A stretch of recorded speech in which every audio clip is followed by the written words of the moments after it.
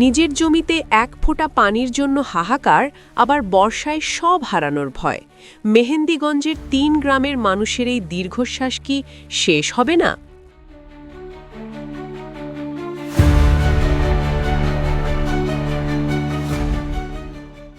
বরিশালের মেহেন্দিগঞ্জ পৌর এলাকার পাঁচনীঘাট ব্রিজ থেকে কালিকাপুর, অম্বিকাপুর ও দুর্গাপুর এই ৩টি গ্রামের কৃষিজমিতে পানি সেচ ব্যবস্থার উন্নয়ন এবং বর্ষা মৌসুমে জলাবদ্ধতা নিরসনের দাবিতে মানববন্ধন অনুষ্ঠিত হয়েছে। বিস্তারিত থাকছে মেহেন্দিগঞ্জ থেকে আতিকুর রহমানের রিপোর্টে। মানুষের অনেক কষ্ট হচ্ছে, দুর্গন্ধে এলাকাবাসী অতিষ্ঠ, পথচারী অতিষ্ঠ।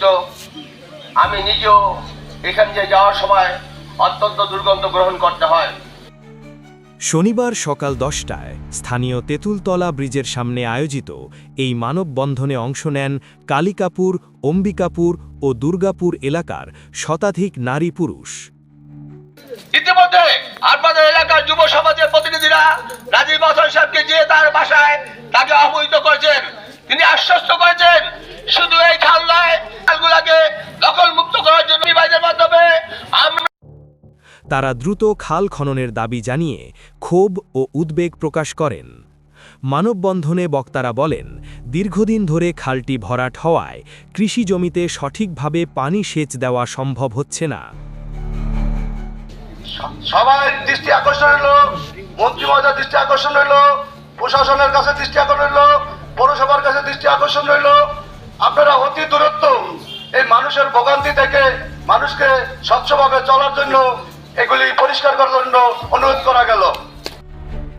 বর্ষার সময় বৃষ্টির পানি নিষ্কাশনের পথ বন্ধ থাকায় বিস্তীর্ণ এলাকা জলাবদ্ধতায় ভুগছে, যার ফলে ফসলের ব্যাপক ক্ষতি হচ্ছে এবং কৃষকরা চরম ভোগান্তিতে পড়ছেন।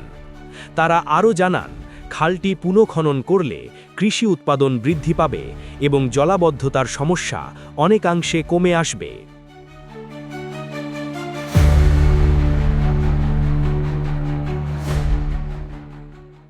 এজন্য সংশ্লিষ্ট কর্তৃপক্ষকে দ্রুত কার্যকর পদক্ষেপ গ্রহণের আহ্বান জানানো হয়।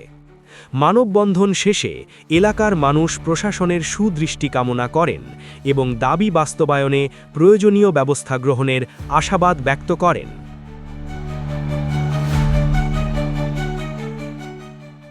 এই ছিল মেহেন্দিগঞ্জ থেকে আমাদের আজকের প্রতিবেদন।